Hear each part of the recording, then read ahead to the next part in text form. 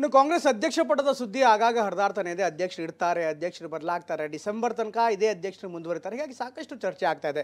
ಇಷ್ಟಕ್ಕೂ ನಿನ್ನೆ ಸಿದ್ದರಾಮಯ್ಯನವರು ದೆಹಲಿಯಲ್ಲಿದ್ದರು. ದೆಹಲಿ ಅಂಗಳದಲ್ಲಿ ಹೈಕಮಾಂಡ್ ನಾಯಕರ ಜೊತೆಗೆ ಕೆಪಿಸಿಸಿ ಅಧ್ಯಕ್ಷರ ವಿಚಾರ ಚರ್ಚೆ ಆಯ್ತಾ? ಈ ಒಂದು ಪ್ರಶ್ನೆ ಅನೇಕ ಕಾಂಗ್ರೆಸ್ ಕಾರ್ಯಕರ್ತರು ಅನೇಕರು ಕೇಳ್ತಾ ಇದ್ದಾರೆ. ಆದರೆ ಈಗ ದೆಹಲಿಯಿಂದ ಬರ್ತಾ ಇರುವಂಥ ಮಾಹಿತಿನೇ ಬೇರೆ ಇದೆ. ನೇರವಾಗಿ ಸತೀಶ್ ಜಾರಕಿಹೊಳಿ ನಾನು ಅಧ್ಯಕ್ಷ ಸ್ಥಾನಕ್ಕೆ ರೆಡಿ ಅನ್ನುವಂಥ ಸಂದೇಶ ಕೊಟ್ಟಿದ್ದರು. ಈಶ್ವರ್ ಖಂಡ್ರೆ ದೆಹಲಿಗೆ ಹಾರಿ ಹೈಕಮಾಂಡ್ ನಾಯಕರನ್ನ ಭೇಟಿಯಾಗುವಂಥ ಪ್ರಯತ್ನ ಪಟ್ಟಿದ್ದರು. ಒಳಗಡೆ ಇರುವಂಥ ಮಾಹಿತಿನೇ ಬೇರೆ. ಅಂದಹಾಗೆ DK ಕೂಡ ಸದ್ಯಕ್ಕೆ ಪಟ್ಟವನ್ನು ಅಷ್ಟು ಸುಲಭವಾಗಿ ಬಿಟ್ಕೊಡೋದಕ್ಕೆ ತಯಾರಿಲ್ಲ. ಹಾಗಾದರೆ ಹೈಕಮಾಂಡ್ ಮುಂದೆ ಇರುವಂಥ ಆಪ್ಷನ್ ಏನು? ಅವ್ರು ಏನೆಲ್ಲ ಮಾತನಾಡಿದ್ದಾರೆ, ಏನು ಚರ್ಚೆ ಆಗಿದೆ, ಅದರ ಇನ್ಸೈಡ್ ಸ್ಟೋರಿ ಈ ಒಂದು ಕಹಾನಿಯಲ್ಲಿದೆ.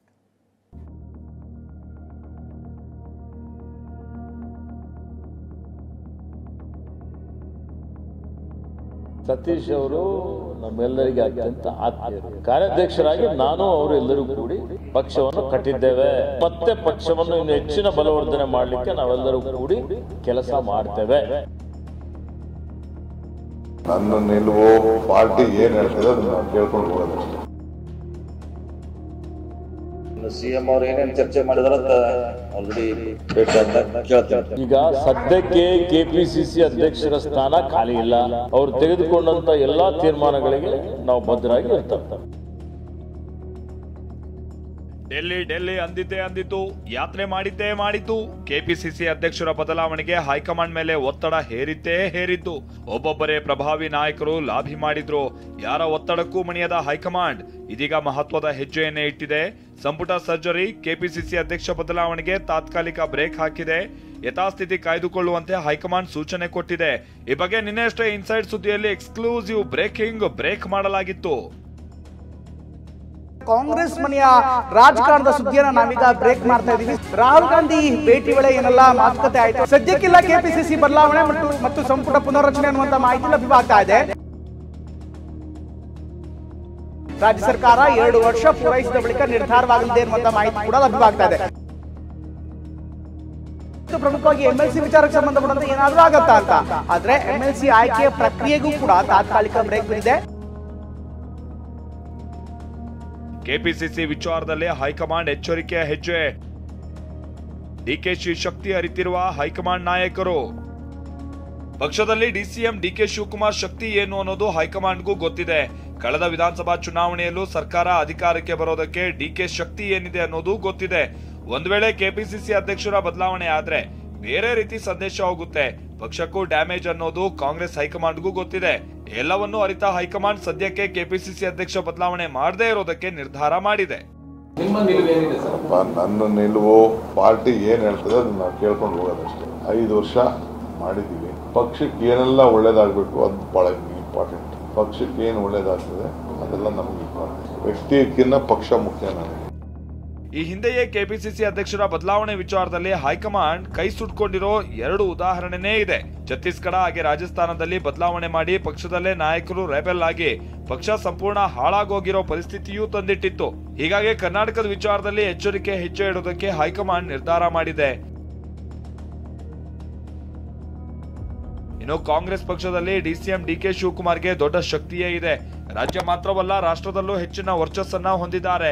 ಕರ್ನಾಟಕ ಅಂತಾನೆ ಅಲ್ಲ, ಆಂಧ್ರ ಪ್ರದೇಶ ಆಗಿರ್ಬೋದು, ತೆಲಂಗಾಣ ಆಗಿರ್ಬೋದು, ಮಹಾರಾಷ್ಟ್ರ, ಡೆಲ್ಲಿ ಇರ್ಬೋದು, ಹಿಮಾಚಲ ಪ್ರದೇಶ ರಾಜಕೀಯದಲ್ಲಿ ಕಗ್ಗಂಟಾದಾಗ್ಲೂ ಟ್ರಬಲ್ ಶೂಟರ್ ರೀತಿ ಕೆಲಸ ಮಾಡಿದ್ದರು. ರಾಜ್ಯಕ್ಕಷ್ಟೇ ಸೀಮಿತವಾಗದೆ ರಾಷ್ಟ್ರದಲ್ಲೂ ತನ್ನನ್ನ ಬಿಂಬಿಸಿಕೊಳ್ಳೋ ಪ್ರಯತ್ನವನ್ನ ಮಾಡಿದ್ದಾರೆ. ಹೀಗಾಗಿ ಡಿಸಿಎಂ ಡಿಕೆ ಶಿವಕುಮಾರ್ ಸಾಮರ್ಥ್ಯ ಏನು ಅನ್ನೋದು ಈಗ ಆಲ್ರೆಡಿ ಹೈಕಮಾಂಡ್ಗೂ ಗೊತ್ತಿದೆ. ಹೀಗಾಗಿ ಅಂತ ನಾಯಕತ್ವವನ್ನ ಬದಲಾವಣೆ ಮಾಡಬೇಕು ಅಂತ ನಿರ್ಧಾರ ಮಾಡೋದ್ರಲ್ಲಿ ಹೈಕಮಾಂಡ್ ಎಚ್ಚರಿಕೆ ಹೆಜ್ಜೆ ಇಡಬೇಕಾಗುತ್ತೆ. ಒಂದ್ ವೇಳೆ ಬದಲಾವಣೆ ಮಾಡಿದ್ರೂ ಅಷ್ಟೇ ಸಾಮರ್ಥ್ಯದ ನಾಯಕತ್ವ ಸಿಗುತ್ತಾ ಅನ್ನೋದು ಕೂಡ ಯೋಚನೆ ಮಾಡಬೇಕಿದೆ. ಮತ್ತೊಂದ್ ಕಡೆ ಕೆಪಿಸಿಸಿ ಬದಲಾವಣೆ ವಿಚಾರದಲ್ಲಿ ಸಿಎಂ ಸಿದ್ದರಾಮಯ್ಯ ಬಣ ತನ್ನದೇ ಆದ ರೀತಿ ಕ್ಲೈಮ್ ಮಾಡ್ಕೊಳ್ತಾ ಇದೆ. ಸರ್ಕಾರವೂ ಇದೆ, ಸಂಪನ್ಮೂಲವೂ ಇದೆ ಅಂತಿದೆ. ಪ್ರಭಾವಿ ನಾಯಕರಾದ ಸಚಿವ ಸತೀಶ್ ಜಾರಕಿಹೊಳಿ, ಈಶ್ವರ್ ಖಂಡ್ರೆಯೂ ರೇಸ್ನಲ್ಲಿದ್ದಾರೆ. ಸಿಎಂ ಸಿದ್ದರಾಮಯ್ಯ ಬಣ ಹೀಗೆ ಹೇಳ್ತಾ ಇದ್ರು ಕೂಡ ಕೆಪಿಸಿಸಿ ಅಧ್ಯಕ್ಷರ ಬದಲಾವಣೆ ಮಾಡೋದು ಅಷ್ಟು ಸುಲಭದ ವಿಚಾರ ಅಲ್ಲ. ಯಾಕಂದ್ರೆ ಹಿಂದೆ ದಿನೇಶ್ ಗುಂಡೂರಾವ್ ಅವರನ್ನ ಕೆಪಿಸಿಸಿ ಅಧ್ಯಕ್ಷರನ್ನಾಗಿ ಮಾಡಿ ಕಾಂಗ್ರೆಸ್ ಕೈ ಸುಟ್ಕೊಂಡಿದೆ. ಲೋ ಪ್ರೊಫೈಲ್ ಇರೋ ವ್ಯಕ್ತಿಯನ್ನ ಕೆಪಿಸಿಸಿ ಅಧ್ಯಕ್ಷರನ್ನಾಗಿ ಮಾಡಿ ಸಂಕಷ್ಟ ಆಗಿತ್ತು. ಅದೇ ವೇಳೆ ಲೋಕಸಭಾ ಚುನಾವಣೆಯಲ್ಲೂ ಹೀನಾಯವಾಗಿ ಸೋಲೋ ಪರಿಸ್ಥಿತಿ ಉಂಟಾಯಿತು. ಸಿಎಂ ಅವರು ಏನೇನು ಚರ್ಚೆ ಮಾಡಿದಾರ ಆಲ್ರೆಡಿ ಕೇಳ್ತೇನೆ. ಈಶ್ವರ್ ಖಂಡ್ರೆ ಅವರು ಒಂದು ವೇಳೆ ಏನಾದ್ರು ಕೆಪಿಸಿಸಿ ಅಧ್ಯಕ್ಷ ಸ್ಥಾನ ಕೊಟ್ಟರೆ ನಮ್ದೆಲ್ಲ ಸಪೋರ್ಟ್ ಇದ್ದೇ ಇರ್ತೈತೆ, ಯಾರಾದರೂ ಇದ್ದೇ ಇರ್ತೈತೆ, ಅದಕ್ಕೆ ಪ್ರಶ್ನೆ ಇಲ್ಲ. ಯಾರಾದರೂ ಸಪೋರ್ಟ್ ಇದ್ದೇ ಇರ್ತೈತೆ, ಮಾಡೇ ಮಾಡ್ತೀವಿ. ಒಂದು ವೇಳೆ ಕೆಪಿಸಿಸಿ ಬದಲಾವಣೆಗೆ ಹೈಕಮಾಂಡ್ ಮುಂದಾದ್ರೂ ಎಲ್ಲ ಸಮುದಾಯಗಳನ್ನ ಹಿಡಿದಿಟ್ಕೊಳ್ಳೋದು ತುಂಬಾನೇ ಮುಖ್ಯ ಆಗುತ್ತೆ. ಬದಲಾವಣೆ ಮಾಡಿದ್ರೆ ಬಹುದೊಡ್ಡ ಒಕ್ಕಲಿಗ ಸಮುದಾಯ ಸಿಡಿದೇಳುತ್ತೆ. ಮತ್ತೊಂದ್ ಕಡೆ ದಲಿತ ಸಮುದಾಯವು ದೊಡ್ಡ ಮಟ್ಟಿಗೆ ಇದೆ. ಒಳ ಮೀಸಲಾತಿಯಲ್ಲಿ ಆಕ್ರೋಶ ಈಗ ಆಲ್ರೆಡಿ ಹೆಚ್ಚಾಗಿದೆ. ಹೀಗಾಗಿ ಕೆಪಿಸಿಸಿ ಅಧ್ಯಕ್ಷ ಸ್ಥಾನ ಬದಲಾವಣೆ ಮಾಡಿದ್ರೆ ಎಲ್ಲ ಸಮುದಾಯಗಳು ರೊಚ್ಚಿಗೇಳಬಹುದು ಅನ್ನೋದನ್ನ ಅರಿತಿರುವ ಹೈಕಮಾಂಡ್ ಸದ್ಯ ಯಾವ ಬದಲಾವಣೆ ಬೇಡ ಅನ್ನೋ ನಿರ್ಧಾರಕ್ಕೆ ಬಂದಿದೆ.